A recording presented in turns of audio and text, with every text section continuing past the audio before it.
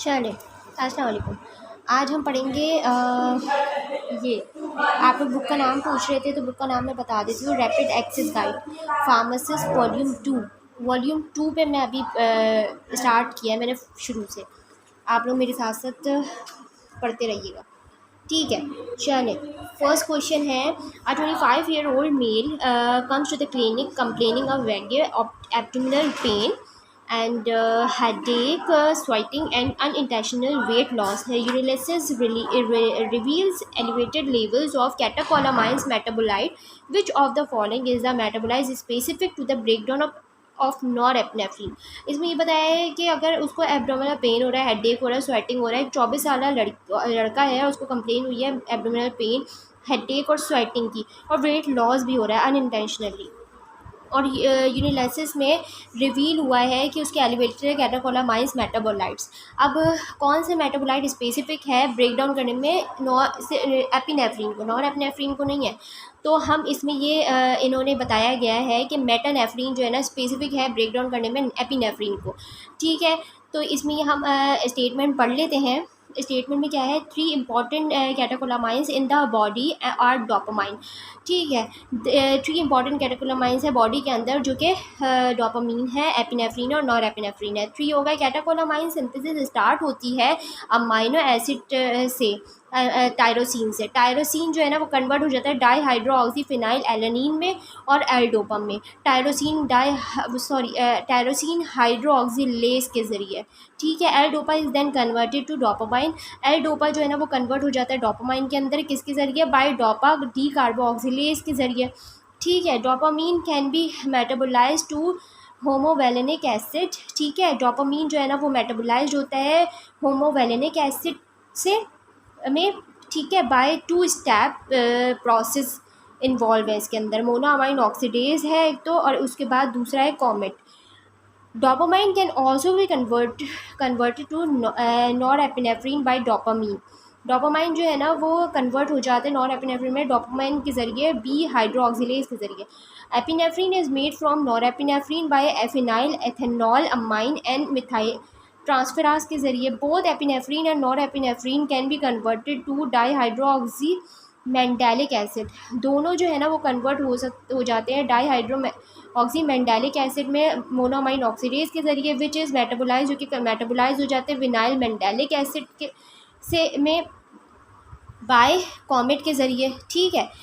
ये थोड़ा कॉम्प्लिकेटेड है लेकिन आपको समझना पड़ेगा, तो एक दो बार पढ़ेंगे तो आपको समझ आ जाएगा।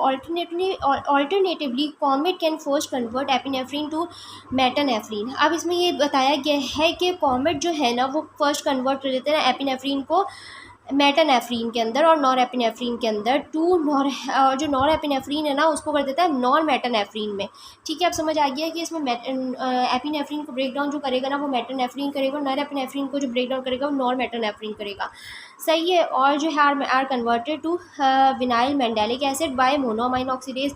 डाईहाइड्रोक्सी फिनाइल एलानिन और L dopa is a precursor, ये प्रिकर्सर है लेकिन ये मेटाबोलाइट नहीं है एपिनेफ्रिन के, ठीक है।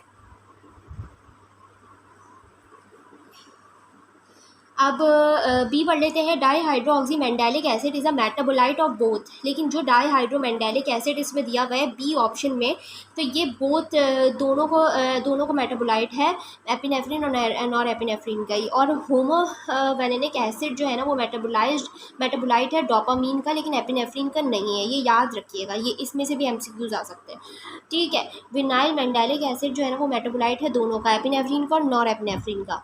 अब चले, okay, a child has been brought with intestinal obstruction due to clumping of round worms. Intestinal obstruction हो रही थी किसकी वजह से, क्लम्पिंग ऑफ राउंड वॉर्म्स की वजह से। Select the anthelmintic which administered by intragastric tube. Select करें इसमें एंथलमेंटिक जो कि एडमिनिस्टर करें, कौन सी एडमिनिस्टर करें बाय किसके ज़रिए, इंट्रागैस्ट्रिक ट्यूब के ज़रिए। ये वो ट्यूब होती है अजीब, that is inserted through the nose down the throat and oesophagus and into the stomach, ये वो वाली ट्यूब होती है। एंड कैन रिलैक्स द एस्केरस, जो कि रिलैक्स कर सके एस्केरस को यानी स्मॉल इंटेस्टाइन राउंड वॉर्म्स को, और रिलीव कर सके ब्लॉकेज यानी ऑब्स्ट्रक्शन, ठीक है। लेवामिसोल और मेबेंडाजोल और पायरेंटेल, पेमोट और पिप्राजीन। इनमें से कौन सी है? इसमें से ये बता रहे हैं कि डी है। पिप्राजीन जो है ना वो एक एंथलमेंटिक है जो कि एडमिनिस्टर की जाती है इंट्रा गैस्ट्रिक ट्यूब के ज़रिए। ठीक है, इंट्रा गैस्ट्रिक ट्यूब के ज़रिए कौन सी एडमिनिस्टर की जाती है? एंथलमेंटिक पिप्राजीन। ठीक है, हम अब पढ़ लेते हैं थर्ड। थर्ड वाले में क्या है कि the primary clinical application of 5-HT2 receptor, यानी रिसेप्टर एंटागोनिस्ट ट्राजोडोन। ट्राजोडोन कौन सी वाली है? एंटी डिप्रेसिव मेडिकेशन है। इज़ द ट्रीटमेंट ऑफ, किस ट्रीटमेंट के लिए है? Bipolar disorder, chronic pain, insomnia और मेजर डिप्रेसिव डिसऑर्डर्स।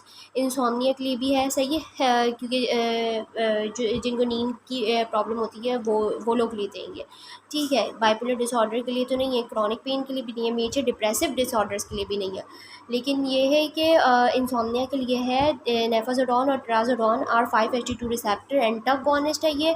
ठीक है, और are both anxiolytic and anti depressive action. इन दोनों के जो एंजियोलाइटिक और एंटी डिप्रेसिव एक्शन है। In addition at a relatively low dose में देना चाहिए। Trazodone is a widely use and effective.